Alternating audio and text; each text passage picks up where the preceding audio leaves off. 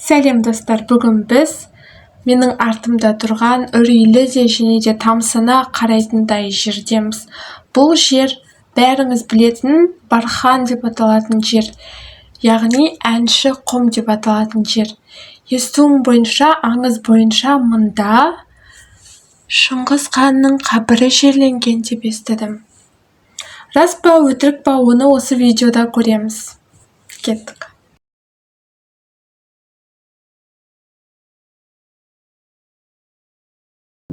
Ресми атауы әнші құм, айғай құм. Орналасқан жері Қазақстан Республикасы, Алматы облысы, Қорық алтын немел мемлекеттік ұлттық табиғи паркінің аумағында орналасқан. Географиялық аймақ Іле өзенінің оң жағалауында, Үлкен Қалқан және Кіші Қалқантау жоталарының арасындағы алқапта орналасқан. Биіктігі 80 метрден 150 метрге дейін жетеді. Ұзындығы шамамен 3 шақырымды құрайды. Ерекшелігі бұл тұрақты құм төбесі. Жел әкелген құм осы тау жоталарының арасындағы құрылыс торының арқасында ғасырлар бойы бір орында тұрады. Бұл оның басты табиғи аномалиясы болып табылады. Құрамы негізінен кремнийден тұратын ұсақ түйіршікті құм. Кремнийді кварц деп те адамдар біледі. Әнші құм ең үлкен аудио жұмбақтардың бірі. Оның төмен ішкі дыбысы бірнеше шақырымға естіледі. Бірақ бұл тек жынның дауысы немесе әскердің жаны ма? Жоқ, бұл жерде айдаһардың тынысы және тастанды баланың қайғысы сақталған деген аңыздар да бар. Әнші құм қандай дыбыс шығаратынын қазір мен сіздерге көрсететін боламын. Өздеріңіз қандай, кімнің даусына ұқсайтындығын өздеріңіз комментарийға жазып кетіңіздер, иә? Міне, тыңдаймыз.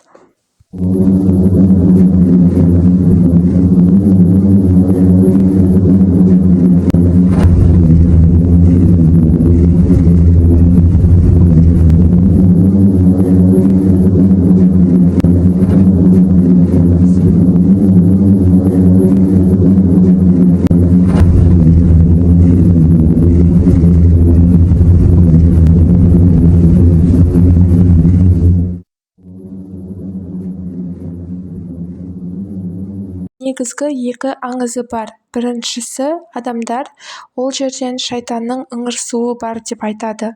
Сол жерге жынды немесе шайтанды көміп тастаған, қатты күші көп шайтанды көміп тастаған деп айтады. Ал екінші нұсқасында Шыңғыс ханның қабірі осында.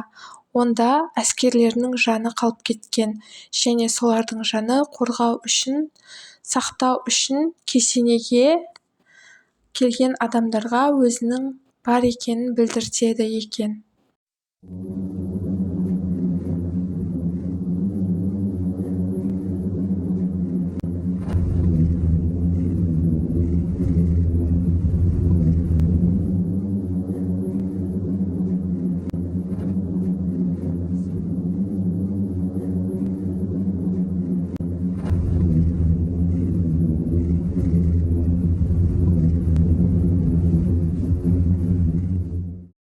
Бірақ жергілікті тұрғындар басқа одан да тереңде жатқан құпияларды айтады.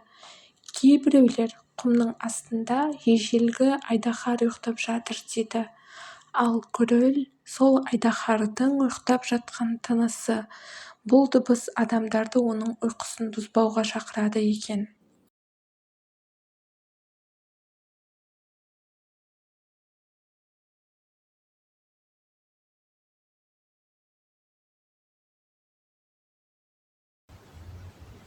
Әнші таудың негізгі 4 нұсқалық аңызы бар. Біріншісі ол мұнда жынның дауысы деп айтады. Астынан шығатын дауысты жынның дауысы. Жын осы құмның астында жерленген деп айтады және ол шыға алмай қиналып ыңырсыған дауыс шығарады деп айтады. Ал екіншісі, аңыз бойынша Шыңғыс ханды осы жерге жерлеген және де оның қасына әскерлерін жерлеген және ол әскерлер Шыңғыс ханды қорғау үшін сондай дыбыстар шығарып өздерінің сондай екенін білдіреді екен. Ал үшіншісі, онда өте әдемі әйел жерленген деп айтады. Ал төртіншісі онда айдаһар жерленген деп айтады. Расы шыны белгісіз, бұл аңыз.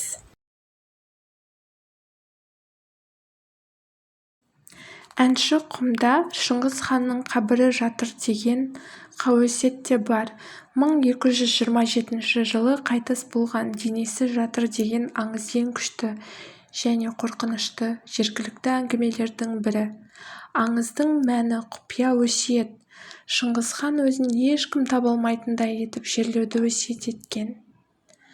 Идеалды орны аңыз бойынша ұлы хан жорық кезінде Қалқан тауларының арасындағы алқапқа таңданып, бұл жерді өзінің мәңгілік тыныштығы үшін таңдаған.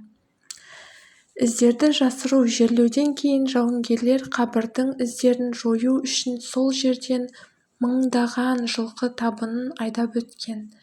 Кейін жел құмды әкеліп үнемі өзгеріп отыратын алып құм төбесін түзеді. Әнші құмның шығаратын гүрілі мен даусы бұл қабірдің құпиясын сақтау үшін өлтірілген жауынгерлер мен құлдардың жандарының ыңырсуы. Бұл жандар ұлы жаулап алушының тыныштығын мәңгі күзетіп тұр деп есептеген. Оларды қабірді жерлегеннен кейін барлығын өлтіріп тастаған деген де аңыз бар. Бірақ Шыңғыс ханның Қазақстанда жерленгені туралы ешқандай тарихи немесе археологиялық дәлел жоқ. Тарихшылар оның денесі Моңғолиядағы қасиетті Бурхан Халдун тауының айналасында жатыр деп есептейді. Дегенмен дәл осы аңыз Әнші құмды Орталық Азиядағы ең мистикалық орындардың бірі етеді. Тағы бір аңызында өте әдемі, өте сұлу, даусы да әдемі қыз осы жерге жерленген немесе осы жерге қинап көміп тастаған деген аңыздар да бар және сол қыздың жылаған даусы деп те айтады. Тағы бір аңызында ежелгі монастыр болған екен. Сол жердегі қоңыраулар осы құмның астында немесе қалалар осының астында қалып кеткен және сол қоңыраулардың үні деп те айтады. Тағы бір ежелгі адамдардың наным-сенімдері бойынша Әнші құм бұл құдіретті зұлым шайтанның немесе жынның қамалған орны. Бұл рух әлемді шарлап, жамандық әкелген. Шайтанның істері Құдайдың қаһарына ұшырап, ол оны тез қозғалу мүмкіндігінен айырып, осы құмды жерге қамап қозғалыссыз еткен екен. Мәңгілік ұйқы қыдырудан шаршаған шайтан құм астында қатты ұйқыға кетті. Біз еститін гүріл бұл жел де құмдай емес, ол кейде оянуға немесе тұтқынынан шығуға тырысқан оның кеудесінен шығатын қамалған жынның ауыр ыңырсуы, қорлы немесе ашулы айқайы екен, деп айтады адамдардың көбісі. Тағы бір аңызында осы жерде кішкентай баланы қатты жылатып аңшы кісі тастап кеткен екен. Ол бала аштықтан, шөлден қатты қиналып қайтыс болады екен сол жерде жылап. Сол баланың жылаған даусы, ыңырсыған даусы осы құмды жерде қалып кеткен екен. Тағы бір адамдардың сенімі бойынша осы құмның төбесіне шықса ең шыңына сол адамның тілегі орындалады екен. Өте қызық жер, өте аңызға толы, тарихқа бай жерлердің бірі. Шыңғыс ханның қабірі осында ма екен? Расымен де ол белгісіз болып қалады, бірақ ол Шыңғыс хан қазақ емес екенін барлығымыз білеміз. Ол Моңғолияда болуы да мүмкін. Сіздер қай аңызына сендіңіздер? Айдаһардың осында жатқанына немесе баланың қайғысына сендіңіздер ме, әлде жын расымен де осының астында жатқанына сенесіздер ме? Комментарийға жазып, лайк басып, подписка жасауды ұмытпа. Менің каналымда өте қызықты видеолар көп болады.